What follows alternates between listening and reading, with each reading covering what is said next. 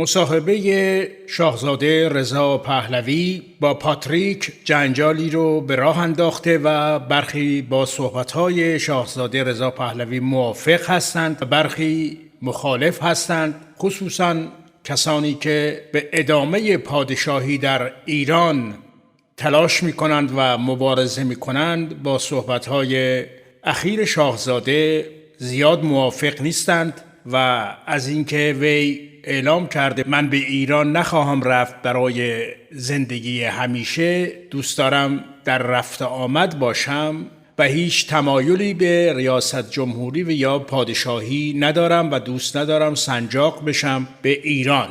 البته این صحبت‌ها تحلیل‌های زیادی پشتش هست. کسانی موافق بودند، کسانی مخالف بودند، حتی کسانی که قبلاً با شاهزاده مخالف بودند و پیشوند شاهزاده رو هم به کار نمی بردن، می گفتن رضا پهلوی و سعی می کردن با رضا پهلوی مسئله شاهزاده رو کمی تحت الشعاع قرار بدند. اونها با صحبت‌های اخیر ایشان موافق هستند.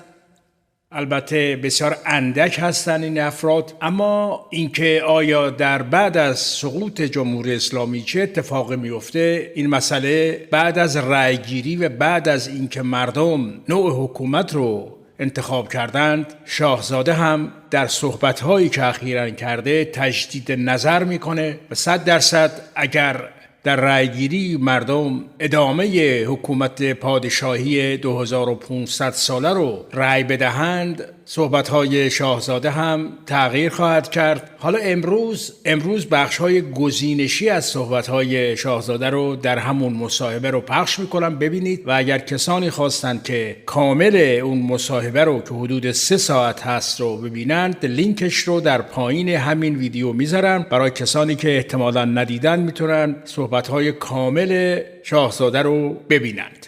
اما امروز بخش‌های از اون مصاحبه رو که گلچین شده، یک بخشیش رو براتون میذارم. در اون بخشی که شاهزاده تأکید میکرد و بسیار هم درست تأکید میکرد که گفته بود زندانی‌های سیاسی زمان پدرم چه کسانی بودند. افرادی مثل علی خامنه‌ای یکی از اونها بود که در دره بقا در یک کمپ فلسطینی که توسط کاگب تأمین مالی میشد آموزش میدید. شما در این شرایط چه میکنید؟ پدر من مگه هشدار نداده بود که اگر من بروم ایران ایرانستان میشه؟ مگر کمتر از 1 سال پس از خروج پدرم نبود که شوروی به افغانستان حمله کرد؟ صدام از ضعف ارتش ایران پس از خروج پدرم سوء استفاده کرد و این بلا رو به سر مردم آورد و کارتر و بایدن هم به یک اندازه بی کفایتند. این بخشایی از صحبت‌های شاهزاده بود در اون مصاحبه طولانی. حالا به صحبت‌های گلچین شاهزاده در همون مصاحبه توجه بفرمایید. I want to go back to the Carter administration. The only individual in that administration who understood what could be the consequences of such a regime taking over was Zbigniew Brzezinski. In fact, I remember the discussion I had with him because I happened to be at the White House on my birthday, October 31, 1978. Wow. You're at the White House October 31st, 1978. I flew up from Reese Air Force Base. That's where I was training. I came to Washington. I had a short meeting with President Carter, and we had a longer discussion at the time. With our ambassador at the time, ازشاهزاده, and we were together with Zbigniew Brzezinski.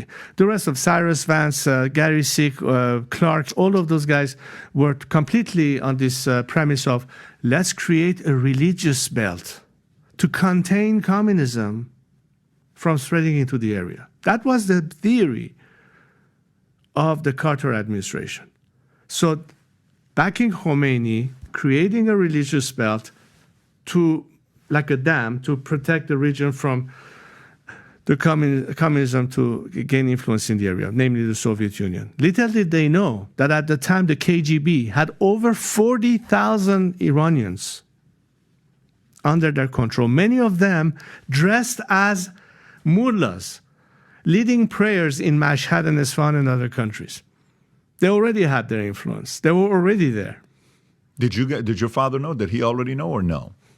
Didn't he warn so many governments that if I go, Iran will become Iranistan? It was not less than a year after he left that the Soviets invaded Afghanistan. I mean, look at the whole downfall, the domino effect that it took. But that was the leading theory of the Carter administration at the time, containing communism. When that backfired, and Saddam took advantage of a weakness of the Iranian military because most of their heads were being executed by the revolutionary regimes. Many of our officers, our best officers, were executed. And he thought that it would be a preventive attack vis-a-vis Iran, who was trying to already gain territory, which propelled us in the war. But the reason you had a problem with Saddam Hussein, mind you, many years later, when you had the Desert Shield and Desert Storm and the invasion of Kuwait, was because of Iran in the first place. Let's not forget that part. So when today you see that the same degree of weakness that Carter showed at the time, and today you see the same signals of weakness vis-a-vis this clerical regime to embolden them to go further, it's pretty much the same rationale. It's a continuation of the same rationale. You know, it's interesting. Nixon in his book said he would have preferred for the Shah to have been more brutal. And he even said this in a book, and he said it in an interview as well. But can you pull up the clip, Rob, of President Ronald Reagan, what he said? There's two clips. If you can just play both of these clips, go for it. The degree of unpopularity of a regime when the choice is total authoritarianism, totalitarianism, I should say, in the alternative government, makes one wonder whether you are being helpful to the people. And we've been guilty of that.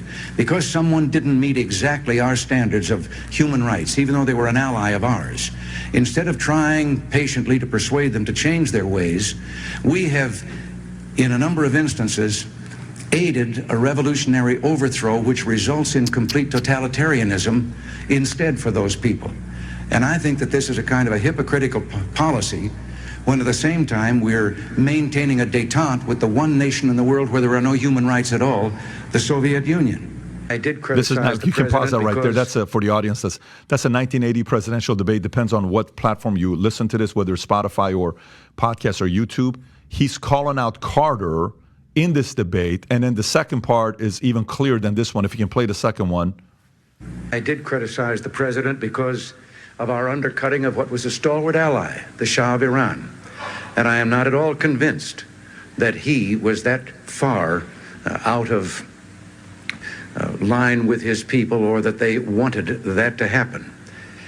The Shah had done our bidding and carried our load in the Middle East for quite some time. And I did think that it was a blot on our record that we let him down. Have things gotten better?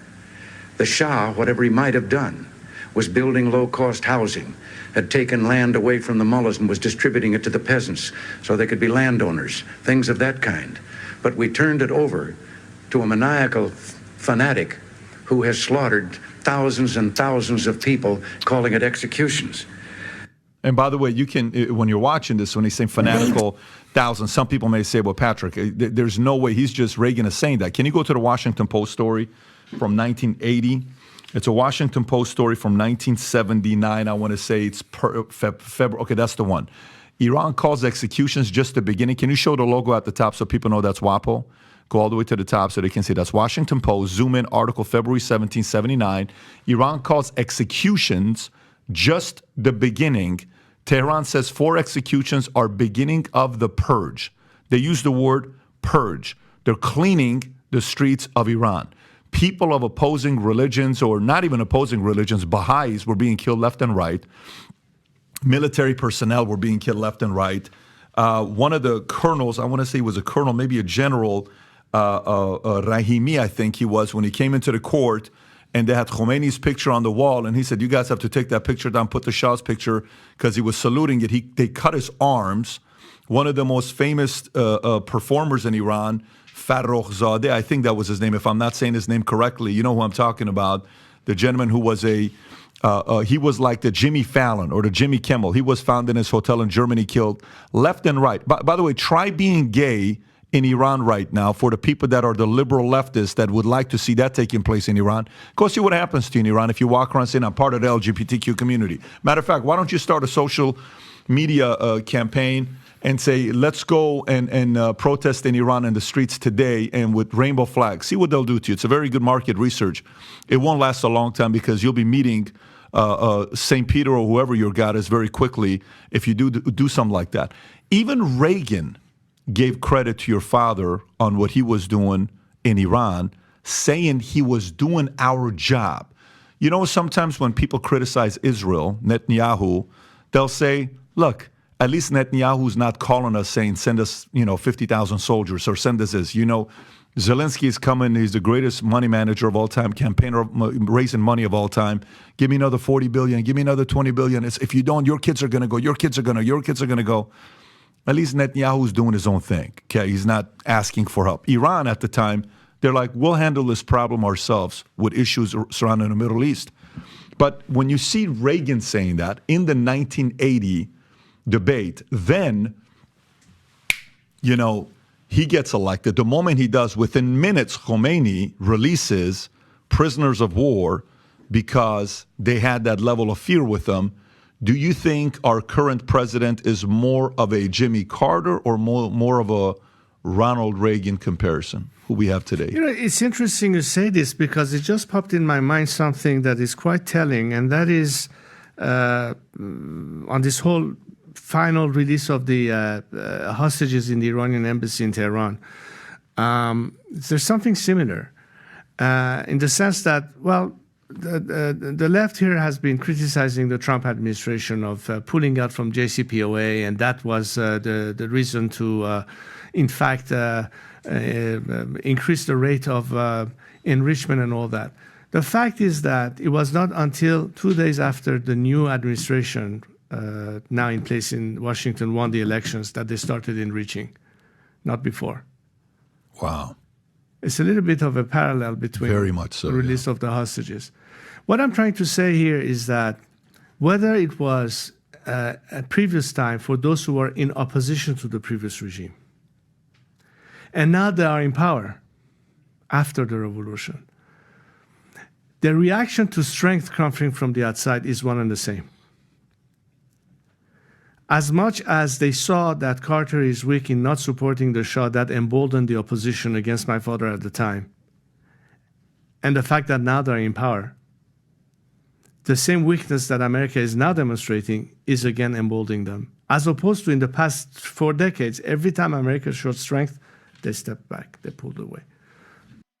دوستان گرامی، این بخش رو دیدید. حالا اگر کسانی دوست دارن که کامل مصاحبه رو ببینن، لینکش در پایین همین ویدیو هست، میتونید برید و اونجا کاملش رو ببینید. در ضمن لطفاً نظرات و پیشنهادات خودتون رو در این باره بنویسید و مخاطبان بدانند که شما بینندگان چه نظری دارید و چه پیشنهادی دارید و این بسیار برای کسانی که ویدیو رو میبینند مثمر ثمر خواهد بود.